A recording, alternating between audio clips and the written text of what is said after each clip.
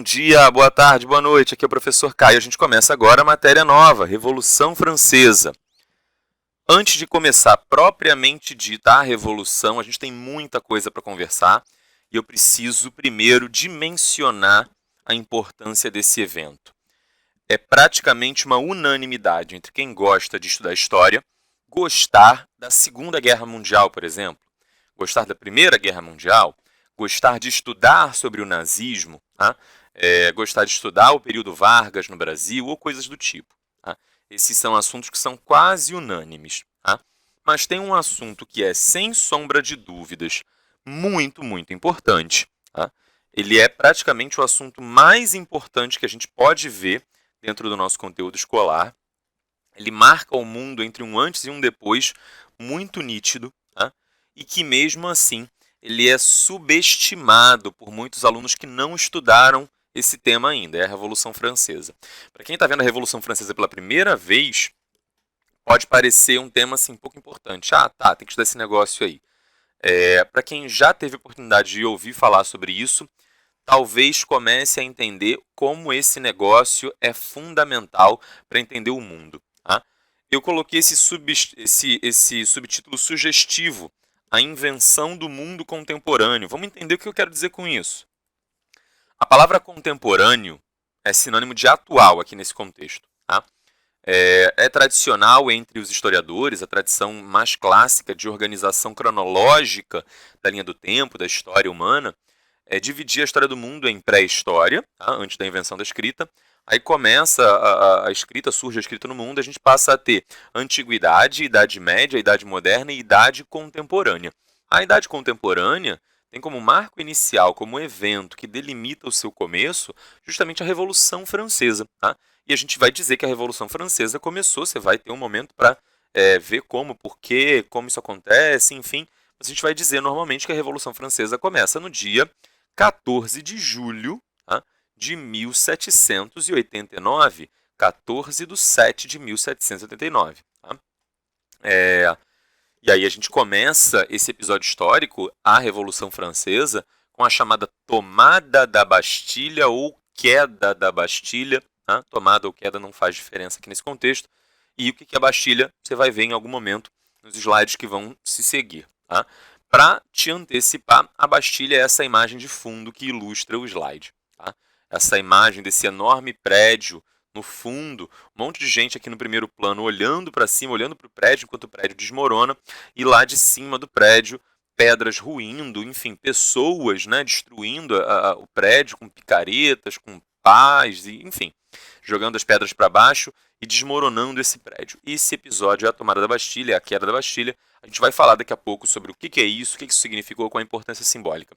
Mas eu quero falar um pouquinho mais sobre o que quer dizer essa invenção do mundo contemporâneo a qual me refiro aqui. Existia um mundo pré-Revolução Francesa e um mundo que surge depois, um mundo novo. Depois que esse mundo novo começa, surge, aparece, se inicia, as pessoas começam a olhar para o que havia antes e chamar aquilo por um nome. Tá? Começam a chamar o que havia antes de Antigo Regime. Tá? Só que a gente só dá esse nome de Antigo Regime, tá? Depois que o Antigo Regime terminou. A gente só vai dizer que aquele regime era antigo depois que ele terminou. Depois que surge um regime novo no lugar para substituir. Aí as pessoas começam a falar, então quer dizer que o que a gente vive agora é o novo e aquele que a gente vivia antigamente era o antigo. É mais ou menos essa a ideia. Os historiadores, eles são muito hábeis para dar nomes, mas apenas em retrospectiva. O historiador, ele tem uma tarefa muito fácil, que é analisar o que aconteceu depois que já acabou. Depois que já acabou, não tem muito como você analisar errado. Um cientista político, um jornalista, quando tem que fazer uma previsão sobre um episódio que está se desenvolvendo agora, ele corre enormes riscos de errar. O historiador dificilmente vai errar nesse sentido, porque ele só fala de coisas que já tiveram seus resultados, seus desdobramentos concluídos. Então a gente só fala do antigo regime depois que ele já virou o antigo, né? Depois que já tem um novo no lugar. E aí os historiadores começaram a olhar para esse mundo que havia antes da Revolução Francesa e dizer, tudo que estava lá era o antigo regime que a gente está vivendo agora. É um novo regime. Esse novo regime que se inicia após a Revolução Francesa é o que nós vivemos hoje. Tá? É o tipo de sociedade na qual nós estamos acostumados a viver hoje. Tá? Para você entender como é a nossa sociedade, e a gente como está imerso nela, né, como está tão acostumado a viver nela, acha tudo normal e natural, como se essas fossem as únicas formas que os seres humanos tivessem para se organizar e viver no mundo, e na verdade não. Quando a gente começa a olhar para as sociedades passadas, a gente começa a ver que no passado os seres humanos eles se organizaram e viveram a vida de formas diferentes. Né? E aqui no Antigo Regime tem algumas características muito fundamentais no aspecto político, econômico e social. É disso que a gente vai falar agora. Tá? Politicamente, o Antigo Regime, e aí a gente vai dizer que o Antigo Regime ele termina com a Revolução Francesa, e o início dele foi aproximadamente o começo da Idade Moderna. Tá? Antes da Idade Moderna era um modo feudal. O Antigo Regime é aquilo que vem depois do feudalismo. Tem o feudalismo, tem o Antigo Regime, e aí tem esse novo regime atual, que é o sistema capitalista, predominante no mundo todo e tal. No Antigo Regime, ali durante a Idade Moderna, prevalece, em termos políticos, o absolutismo. Tá? O que é absolutismo? É o poder absoluto nas mãos do rei. Muita gente vai responder isso. E não está errado, não. Tá? O poder absoluto nas mãos do rei. Mas o que é poder absoluto? É o poder de soltar raio laser? Ele tinha poder de ver através das paredes? Ele tinha poder de voar? De se teletransportar? Não. Tá? Quando a gente fala em poder absoluto, fica parecendo uma coisa quase meio mágica. Né? O rei tinha um poder quase meio mágico. E, obviamente, os reis queriam tentar mostrar que tinham, sim, um poder meio mágico. Tá? Era um dos interesses, uma das intenções deles, era mostrar que o poder deles era meio mágico, porque isso trazia mais respeito. Mas hoje a gente vai dizer que o poder que eles tinham nas mãos eram os 3 poderes do Estado. Tá? Hoje, na nossa sociedade, nas sociedades contemporâneas, nas sociedades pós-Revolução Francesa, a tradição, o normal, o esperado, é que o poder de criar as leis seja separado do poder de julgar, que seja, por sua vez, separado do poder de aplicar as leis. Tá? Lá no Antigo Regime, o poder de aplicar a lei, de criar a lei e de julgar quem desrespeitava a lei, estavam os 3 nas mãos de um mesmo cara. Tá? Então é isso que a gente quer dizer quando a gente fala que o rei tinha poder absoluto. Ele tinha os 3 poderes do Estado: o poder de julgar, legislar e aplicar a lei, executar o comando legal, administrar o Estado. É isso. Tá? Isso é muito simples. Uma vez que você já entendeu o que o Montesquieu propõe, sobre o sistema de divisão do poder em 3, a separação dos 3 poderes, fica muito fácil entender o que é o absolutismo. O absolutismo é justamente aquilo contra que Montesquieu está se insurgindo. Montesquieu está dizendo, olha, o poder é absoluto nas mãos do rei e tende a gerar um uso indevido do poder. Né? O poder ele começa a ser usado em benefício próprio. Existe uma frase que não é do Montesquieu, muita gente atribui a ele, mas não é do Montesquieu, é de um pensador posterior, que diz o seguinte: o poder corrompe. O poder corrompe. O poder absoluto corrompe absolutamente. Tá? Então, assim, um sujeito virar deputado, senador, governador, prefeito, presidente, vereador, seja lá o que for, né? Existe uma tendência para que ele queira usar o cargo em benefício próprio, que ele queira, seja tentado a usar o poder para si mesmo e não para os interesses do povo. Agora imagina um sujeito que tem poder absoluto. A tentação é absoluta. Tá? A sensação de que ele pode fazer qualquer coisa e sair impune é muito grande. É por isso que, quando a Revolução Francesa começa, a grande intenção, o grande objetivo, dos revolucionários era justamente abolir isso.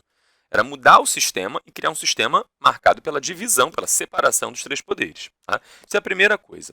Em segundo lugar, a economia era uma economia agrária e mercantil, mercantilista. Tá? Agrário aqui, bem simples, tá?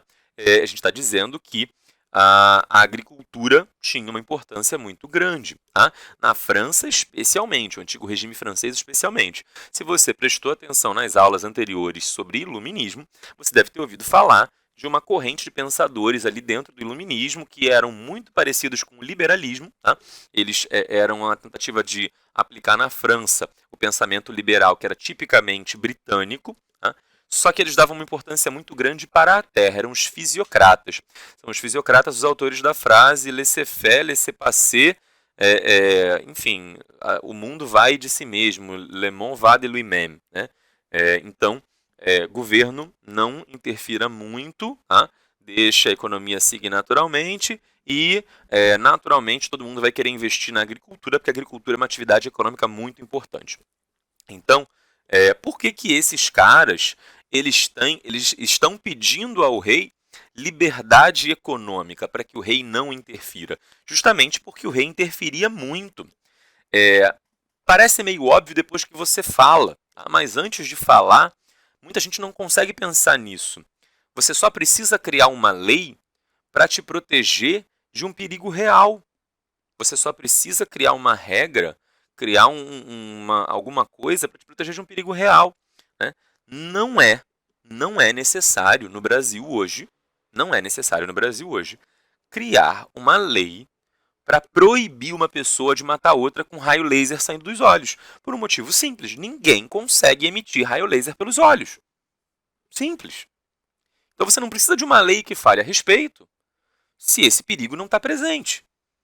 Hoje em dia, por exemplo, fala-se muito de hacker, né? Leis para proteger as pessoas contra invasões de hackers nos seus computadores e tal. Será que uma lei dessa, uma lei que proibia a ação de hackers, era importante 50 anos antes da invenção dos computadores? Óbvio que não. Né? Você só cria uma lei pedindo algo quando aquele algo te falta. Você só pede proteção contra hacker quando os hackers começam a existir e te atrapalhar. Você só pede liberdade econômica se você já não tiver liberdade econômica. Se você já tem liberdade econômica, para que você quer pedir liberdade econômica? Para que os fisiocratas pediriam para o rei não se meter na economia se o rei já não se metesse na economia? Né?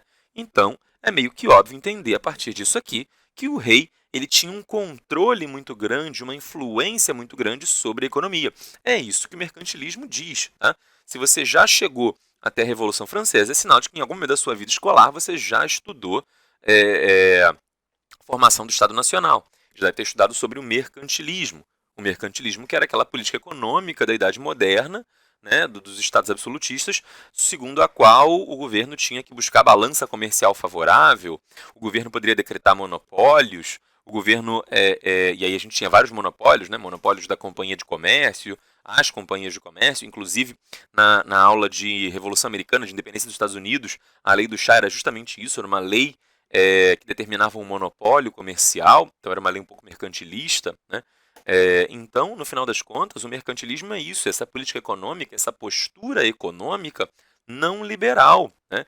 Era justamente o que os fisiocratas estavam pedindo porque não tinham. Tá? Então, a economia do antigo regime, a economia da Idade Moderna, é uma economia agrária, focada no campo, na França principalmente, focada no campo, na agricultura, e era uma economia fortemente marcada pelo controle do Estado. Tá? Para você ter uma noção, para você ter uma ideia, tá? E eu te dar um exemplo aqui que é muito claro, você hoje pode comprar uma camisa. Tá? E aí você vai comprar uma camisa feita de tecido, tá? E essa sua camisa feita de tecido, isso é muito mais comum. Vamos dar o exemplo de camisa para lençol. Tá? Quando você vai comprar lençol, você talvez nunca tenha comprado um lençol na sua vida. Isso é uma coisa muito de adulto, né? Criança e adolescente normalmente não se preocupa em comprar lençol. O papai e a mamãe compram um lençol para você. Mas se um dia você for comprar lençol, você vai descobrir que existem lençóis, sei lá, fio 600, enfim, gramatura do tecido. O que isso quer dizer? Tá?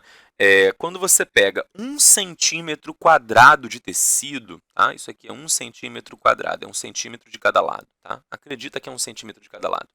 Existem fios aqui que são verticais, tá? E existem fios que são horizontais. Tá? Os fios, eles passam por cima e por baixo do outro, um do outro alternadamente. Então, você tem um fio vertical e um fio horizontal, lado a lado. Né? Perdão, você tem 2 fios verticais lado a lado, e aí passa um fio horizontal por eles. O fio horizontal ele passa por cima do primeiro fio vertical, por baixo do segundo, por cima do terceiro, por baixo do quarto e assim por diante. O segundo fio horizontal ele passa alternado. Né? Se passou por cima do primeiro fio vertical, o segundo fio horizontal vai passar por baixo. Tá? Então, eles passam alternadamente. Quantos fios precisam passar em cada centímetro de tecido? Hoje em dia não existe lei para falar disso. Se você compra um lençol que tem muitos fios, ele é um tecido mais grosso. É um tecido que te protege melhor do frio, que tem melhor qualidade. Se você compra um tecido mais vagabundo, de baixa qualidade, ele tem menos fios. Sabe quando você, por exemplo, tá usando alguma roupa, tá? E aí você pega a chuva, a roupa molha e a roupa fica meio transparente. Isso normalmente acontece quando o tecido ele tem poucos fios.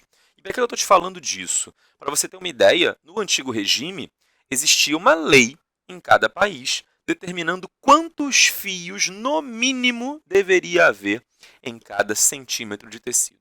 Tá? Existiam leis para falar sobre isso. Para você ver, hoje, simplesmente, o governo não fala nada, e aí quem quiser fazer um tecido vagabundo faz, quem quiser fazer um tecido caro faz, quem quiser fazer um tecido vagabundo não conseguirá cobrar um preço alto por ele, terá que cobrar um preço mais baixo. Se as pessoas quiserem um produto de melhor qualidade, não comprarão aquele tecido vagabundo e assim por diante. Lá no antigo regime, não. O Estado ele se preocupava em regular e controlar isso. É disso que eu estou falando quando eu falo em grande controle estatal. O rei estava preocupado em controlar detalhes minuciosos do cotidiano econômico que hoje, numa economia livre, né, de livre mercado, você simplesmente ignora, deixa para lá. Cada um que cuide de qual tecido quer comprar, cada um que fiscalize se está comprando um tecido bom ou ruim. Se você comprou um tecido ruim, na próxima não compre mais daquele vendedor, compre um tecido melhor, né, de outro vendedor ou de outra marca, enfim. É disso que eu estou falando quando eu falo em grande controle do Estado sobre a economia. Por último, tá, esse talvez seja um pouquinho mais abstrato, difícil de explicar, a sociedade era uma sociedade estamental. Tá? O que isso quer dizer? Você está habituado a falar em classe social. No antigo regime, a gente não fala em classe. Não existe classe social. Existem grupos sociais chamados estamentos. Tá? Hoje, os nossos grupos sociais são chamados classes. Lá naquela época, os grupos sociais eram chamados de estamentos. Você vai me dizer, tá, Caio, mas os dois são grupos sociais, é só o nome que muda, né? Na verdade, não. Hoje, por exemplo, um sujeito pode ser mendigo, pode acontecer de uma fatalidade na vida dele, ter um problema econômico, decair, virar mendigo, morador de rua, pedir esmola e tal. Isso pode acontecer? Pode acontecer. Esse sujeito ele pode pedir uma esmola, alguém dá a ele uma nota de R$ 5, ele fala, olha que bacana, estou passando na frente de uma lotérica e está dizendo aqui que a Mega Sena está acumulada em 200 milhões de reais. Aí esse mendigo, morador de rua, que pegou uma esmola de R$ 5, ele pega esse dinheiro todo e faz uma aposta da Mega Sena e ganha. Isso pode acontecer? Pode. Esse sujeito virará um milionário do dia para a noite? Virará um milionário do dia para a noite. Há alguma regra ou lei que o impeça de pegar esse dinheiro? Não. Qual era a classe da qual ele fazia parte antes? Era a classe mais baixa de todas que pode haver. A gente no Brasil, de uns tempos para cá, organiza a sociedade ou classifica as classes sociais conforme letras, tá? Classes A, B, C, D e E, sendo A a mais alta e E a mais baixa. Então a gente vai dizer que o sujeito era uma classe E, uma classe baixa, baixa mesmo, bem pobrezinho. E aí ele ganhou 200 milhões de reais. Ele vai virar o quê? Classe A, né? 200 milhões de reais? Um quinto de bilhão? É muita grana. Com isso, esse cara ele pode, sei lá, comprar uma mansão, uma cobertura de frente para a praia no Leblon, né, em São Conrado. Ele vai sobrar dinheiro, ele pode investir esse dinheiro em empresas e ganhar ainda mais. Ele pode alugar jatinhos ou helicópteros para passear, embora não seja um uso muito inteligente. Se você só tem 200 milhões, você vai ficar gastando só, né, entre aspas, 200 milhões. Você vai ficar gastando isso com jatinho e com helicóptero e vai acabar rápido. Tá? Mas, a princípio, ele pode. Ele é classe A. Então, quando a gente fala em classe social, a gente está falando implicitamente da possibilidade de ascensão, de mobilidade social, de mudar de uma classe para outra. Isso não existia na sociedade estamental, porque numa sociedade estamental, a condição social ela é hereditária e fixa. Há baixíssima, praticamente nenhuma mobilidade social. Uma ou outra rara exceção, mas de forma geral não há mobilidade social. O sujeito que nasceu camponês, ele morrerá camponês, ele viverá a sua vida inteira como camponês, seus filhos serão camponeses e assim por diante. Não há mobilidade social numa sociedade estamental. Portanto, o estamento é o grupo social sem mobilidade. Classe social é um grupo social com mobilidade. Nós hoje, após a Revolução Francesa, nesse novo regime, nessa idade contemporânea que nós vivemos numa sociedade de classes. Tá? Lá no antigo regime, vivia-se numa sociedade de estamentos. Tá? Outra coisa, só em termos de ilustração, essa figura que eu estou mostrando aqui, esse sujeito bonito, né, fofinho, simpático, com uma cara sensual, né? Esse sujeito aqui é o rei Luís XIV. Ele é o símbolo maior, ele é epítome, ele é o grande representante do que nós chamamos de absolutismo. Ele disse a frase, o Estado sou eu. Quando ele diz a frase, o Estado sou eu, ele está dizendo que ele é encarnado a concentração dos três poderes. Tá? Então a gente está falando aqui de uma sociedade em que o poder está nas mãos de um indivíduo. Tá? Esse indivíduo ele não tem compromisso com a sociedade, ele não tem obrigação de prestar contas à sociedade, ele não pode, por exemplo, ser destituído do poder porque a sociedade não gostou de uma medida dele, porque, segundo o pensamento típico do absolutismo, né, o poder do rei tinha origem divina. Quem concede o poder ao rei é Deus e não o povo. Então só Deus pode tirar o poder do rei. Se o povo não gosta de uma medida, o povo que se aguente. Tá? Além disso, uma sociedade que é ruralizada, que vive predominantemente, majoritariamente no campo, então a economia é muito agrária e com um enorme controle estatal sobre a economia. E, por fim, uma sociedade marcada pela baixa mobilidade, pela hereditariedade da condição social de cada indivíduo. Isso é o antigo regime. Isso é muito distante de nós hoje. Tá?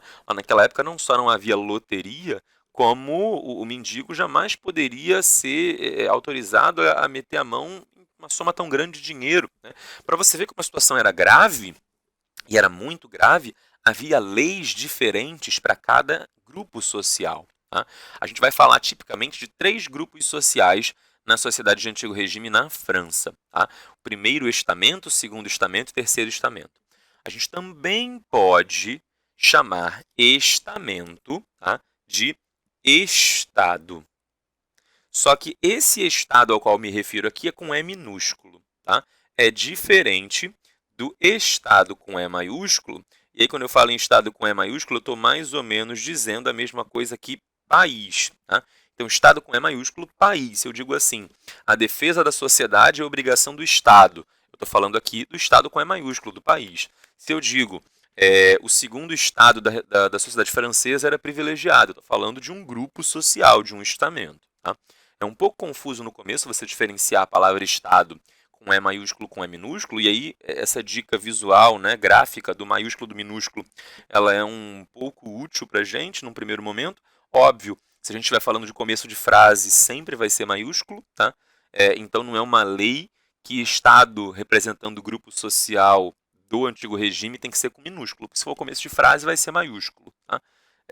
Mas já é uma dica para a gente. Né? É um pouco sutil, tá? Mas é uma coisa que com o tempo você vai começar a aprender pelo contexto. É como a palavra manga, por exemplo. Tá? A palavra manga ela tem 2 significados. Se eu digo rasguei a manga quando passei, ou minha manga rasgou quando prendeu num prego. Tá? Minha manga rasgou quando prendeu num prego. Você já imagina, obviamente, a manga da camisa. Se eu, no entanto, digo, essa manga está muito doce, você nunca vai imaginar que eu estou chupando um pedaço de tecido, né, da minha camisa. Você vai imaginar a manga fruta. Então, como é que você descobre quando a palavra manga, ela representa uma parte da sua roupa, do seu vestuário, e quando ela representa uma fruta? Pelo contexto. Tá? É mais ou menos isso que você vai ter a sensibilidade, você vai precisar ter a sensibilidade e a atenção de tentar entender quando eu falo em Estado no sentido de grupo social do antigo regime, de estamento, e quando eu falo em Estado como organização nacional. Tá? Estado com E maiúsculo, país. E aí você vai ter que ser um pouquinho atento e detalhista para tentar pegar as diferenças, mas não é uma coisa difícil, é só uma questão de hábito, de costume. Beleza? Então vamos avançar um pouco. Aqui a gente aprofunda um pouquinho mais no que eu vinha falando sobre a sociedade do antigo regime. É uma sociedade marcada pela desigualdade jurídica entre os diferentes estados ou estamentos. A gente vai ter 3 estados, estamentos, outra palavra, né, são muitos sinônimos. Outra palavra que você pode se utilizar para se referir a esse grupo social, para esses grupos sociais, é a palavra ordens. Tá? São 3 ordens, 3 estados ou 3 estamentos. Esses 3 estamentos eram, nessa ordem, primeiro estado, clero, segundo estamento, nobreza, e terceira ordem era todo o resto da população. Tá? E aqui eu não estou sendo depreciativo, não. É literalmente todo o resto da população. Camponeses, trabalhadores urbanos, burguesia. Quando eu falo, por exemplo, em burguesia, eu estou falando de gente muito rica. Quando eu falo em camponês, eu estou falando de gente muito pobre. Tá? Gente rica e gente pobre está no mesmo grupo dentro dessa sociedade. E não, Isso não é um sinal de democracia, de igualdade, tá? Pelo contrário, é sinal de que esses grupos que não são de origem nobre, que não são de origem aristocrática, de origem guerreira, são todos igualmente desprezados. Tá?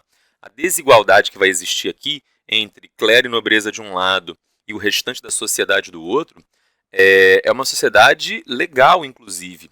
Você tinha, por exemplo, né, para determinados crimes, a pena era a pena de morte. Tá? Então, se um nobre cometesse aquele crime, ele receberia a pena de morte. Se um pobre, um camponês, um trabalhador urbano, um operário, um burguês cometessem aquele crime, também receberiam a pena de morte. Porém, o nobre, em geral, quando recebia pena de morte, recebia pena de morte por decapitação, que é uma pena de morte relativamente, eu sei que é chocante, mas é relativamente indolor, tá? Porque quando você desliga os nervos, né, enfim, do pescoço, que ligam o cérebro ao resto do corpo, a pessoa não sente mais dor. O que faz com que você sinta dor é o seu cérebro, que recebe estímulos nervosos, né, que vão de todas as partes do seu corpo, passando por nervos que se ligam até a sua coluna e por dentro da sua coluna eles vão, né, se ligar ao seu cérebro. No momento em que você corta essa ligação entre o cérebro e o restante do corpo, o cérebro ele sequer recebe estímulos para produzir sintoma de dor. Então, é relativamente indolor nesse sentido. Né? Não estou dizendo que é uma coisa branda, mas é indolor. Já o terceiro estado, quando recebia a pena de morte, em geral, era a morte por enforcamento, tá? Era a morte por desmembramento ou era a morte no suplício da roda. Tá? Enforcamento, todo mundo sabe o que é extremamente doloroso. Tá? Você não apenas sufoca, mas à medida que você sufoca e o oxigênio para de ser trocado, né, pelo seu pulmão, o seu pulmão ele para de receber oxigênio, e você vai ter que detalhar isso melhor com os professores de biologia, de ciências, mas a princípio, quando o seu pulmão ele para de trocar oxigênio com o ar, né, enfim, você tem um acúmulo de gás carbônico no seu corpo. O oxigênio, ele, quando entra no seu corpo, ele é usado pelas suas células para fazer a respiração, né? Para fazer um processo de produção de energia para as suas células funcionarem. Então, o que vai acontecer é que as suas células do corpo todo vão gastar todo o oxigênio que está disponível e, ao usar esse oxigênio para a produção do nutriente da célula, o subproduto, o resultado é gás carbônico. O gás carbônico se acumula, como a traqueia, a garganta está travada, o ar não entra nem sai, então esse gás carbônico ele se acumula, se acumula, se acumula, ele não é expelido do organismo, e aí o seu sangue ele vai sofrendo um processo de acidificação, ele vai se tornando ácido. Tá? O gás carbônico em contato com a água ele tende a gerar ácido carbônico. Tá? Isso, inclusive, é uma das causas da chuva ácida. A gente tem muito gás carbônico sendo emitido na atmosfera, e aí ele entra em contato com a água que está presente nas nuvens, né, de chuva, e essa água ela vira ácido carbônico. Isso pode acontecer dentro do seu corpo, no seu sangue, e é extremamente doloroso. Tá? Então, enforcamento era doloroso. Desmembramento, não preciso nem dizer. Você amarra os 4 membros do sujeito em 4 cavalos e cada um corre para um lado. E o suplício da roda era uma morte também muito dolorosa, em que o sujeito era amarrado numa roda e essa roda, enfim, ela ficava girando em cima de uma brasa, uma coisa assim. E o sujeito ele ia queimando lentamente, assando vivo. Eram coisas muito, muito brutais, né? Então, assim, no final das contas, tudo é pena de morte. Tá? Aí você vai dizer, então tudo é igual. E não é tudo igual. Existe diferença aqui no sentido de que o nobre ele tinha a dignidade de receber uma morte indolor, enquanto os pobres eles sofriam no processo. Isso era uma forma, inclusive, do rei de reafirmar o seu poder. Eu tenho o poder de, até o final da sua vida, te provocar muita dor. Tá? Eu estou falando disso de forma detalhada agora, porque mais para frente a gente vai ouvir falar da famosa guilhotina, e aí eu preciso que você entenda o que se passava na cabeça do cara que criou a guilhotina, né?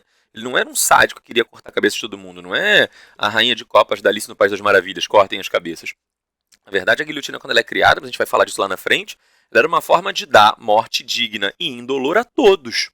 Tá? Uma coisa que antes era um privilégio de uma classe, de uma ordem, de um estamento, vai se tornar direito básico de todo mundo na sociedade. Tá? Então, para você ter essa ideia de como a lei era diferente para cada grupo social. Tá? Aí a gente tem aqui uma pequena representação gráfica, ela obviamente está fora de escala, fora de proporção, mas a gente fala aí que algo em torno de 95 a 98% da população era isso aqui. Burguesia, camponeses, trabalhadores urbanos, enfim, tudo mais que pudesse caber aqui. Mendigos, né, moradores de rua que não eram trabalhadores, enfim, cabia todo mundo aqui. Aqui a gente tinha um pequeno percentual que era nobreza e o clero era um percentual menor ainda. Tá? Então, no final das contas, uma das desigualdades que existia entre clero, nobreza e o restante da sociedade é que clero e nobreza eles estavam isentos do pagamento de impostos. Clero, padre, não pagava imposto, a igreja não pagava imposto, pelo contrário, ela recebia dinheiro de imposto, e a nobreza também não pagava imposto, ela recebia os impostos feudais que ainda existiam. Né? Os poucos impostos, as poucas relações feudais que permaneciam, normalmente elas existiam no sentido de privilegiar a nobreza e a nobreza receber proventos, receber recursos econômicos pagos pelo terceiro estado. Essa imagem aqui do lado direito, ela é uma tentativa de representar isso. Né? Carregando uma espada, você tem um nobre.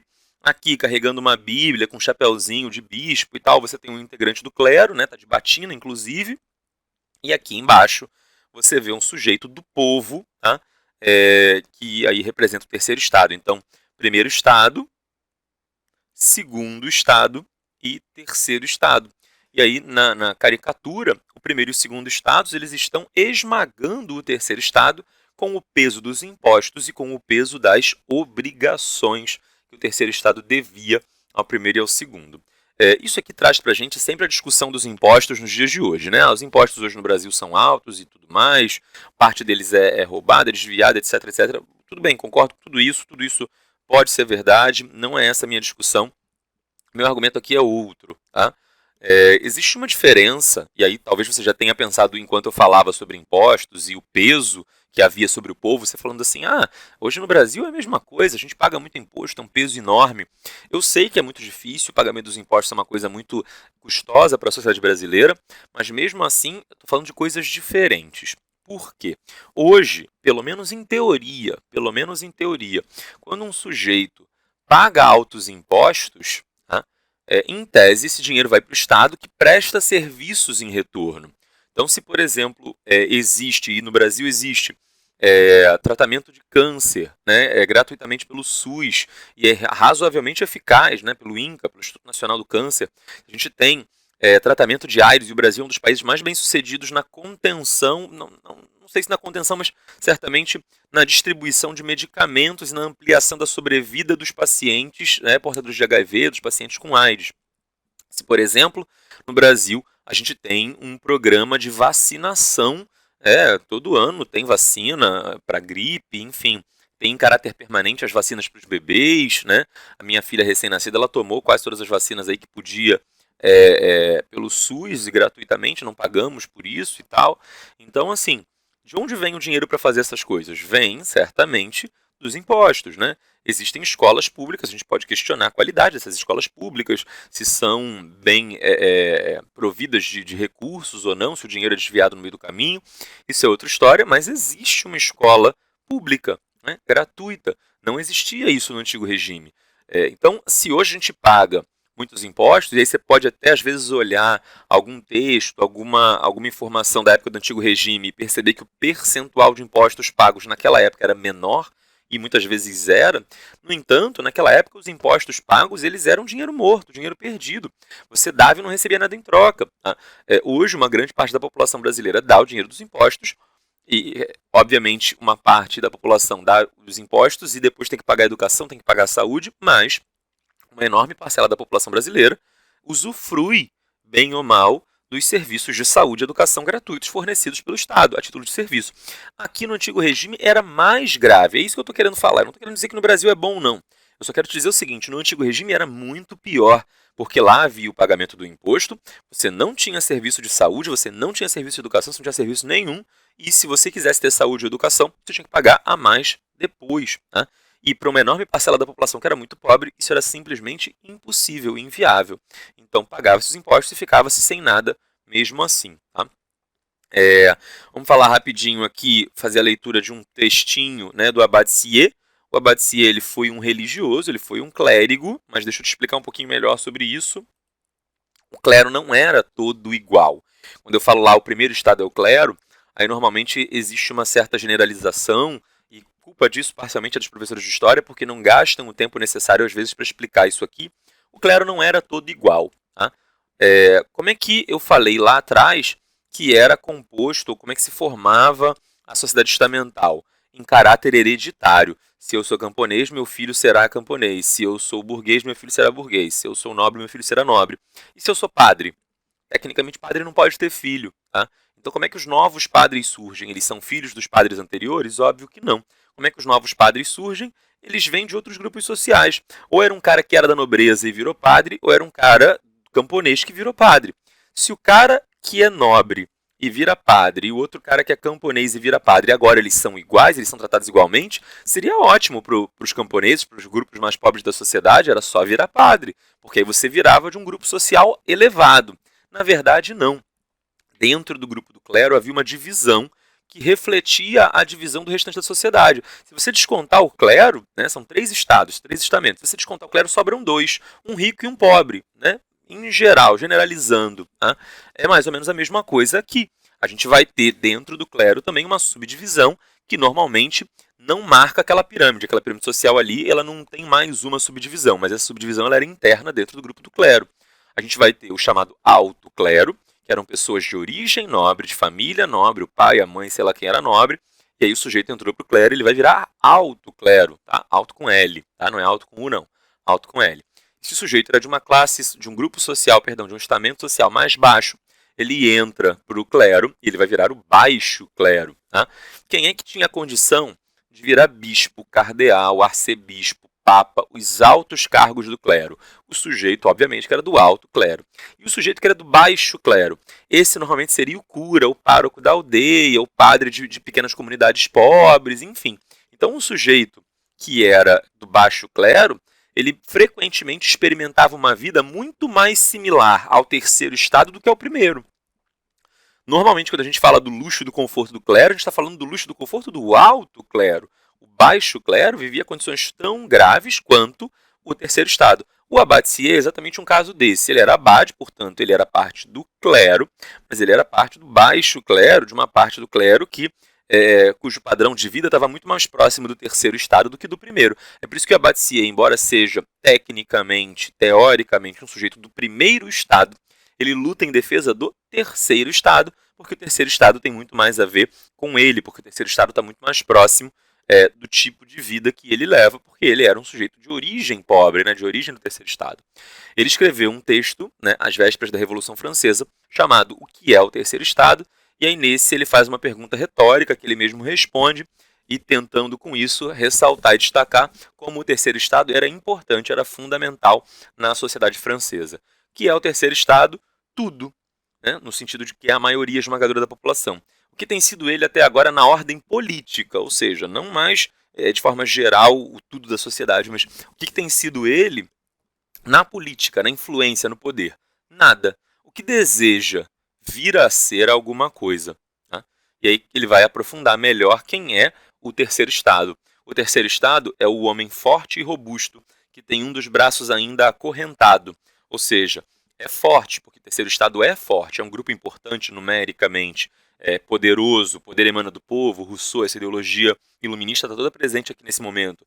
Então, nesse sentido, o terceiro estado é forte. Tá? Por que, então, se o terceiro estado é forte, né, ele vive tão mal? É isso que a Batisia tenta responder, porque tem um dos braços acorrentados ainda, ou seja, qual é essa corrente? Essa corrente são as obrigações feudais, são as leis desiguais, são os privilégios que a outra classe, que a outra ordem tem e que, por isso, o terceiro estado acaba vivendo numa situação muito pior. Ele é o homem forte e robusto, que tem um dos braços ainda acorrentado. Se suprimíssemos, se eliminássemos a ordem privilegiada, o primeiro e o segundo estados, a nação não seria algo de menos, e sim alguma coisa de mais. Ou seja, se matar a elite não faz falta, a sociedade vai ficar bem. Assim que é o terceiro estado. Tudo, mas um tudo livre e florescente. Nada pode caminhar sem ele. Tudo iria infinitamente melhor sem os outros. O que o Abatia está dizendo é o seguinte: na sociedade, quem produz riqueza, quem compõe o exército, a maior parte do exército, não são os nobres, não é o clero, né? Quem vai para frente de batalha e morre, e luta e dá o sangue, dá a vida, quem trabalha, quem produz, quem planta, quem colhe, quem transporta as mercadorias e vende, quem faz isso tudo é o terceiro estado. Portanto, o terceiro estado é a própria essência vital, é o sangue da sociedade, né? A sociedade secaria e murcharia se fosse só o primeiro e o segundo estados, porque o primeiro e o segundo estados nada produziam, apenas usavam, gastavam, consumiam dos outros. Tá? A gente entra agora na chamada sociedade de corte. Tá? Mas antes de começar a falar da sociedade de corte, porque eu não quero cortar no meio, né, parar no meio da sociedade de corte, eu vou encerrar a aula por aqui e aí a gente volta na próxima aula. Eu já começo a falar sobre o que é a sociedade de corte e eu preciso que você entenda o que era a corte do antigo regime, o que era a corte do rei, para você entender melhor o que se passava na cabeça das pessoas na época ali em que a Revolução Francesa acontece. Eu vou encerrando por aqui, manda suas dúvidas, por hoje é só, e não esqueça de lavar muito bem suas mãos.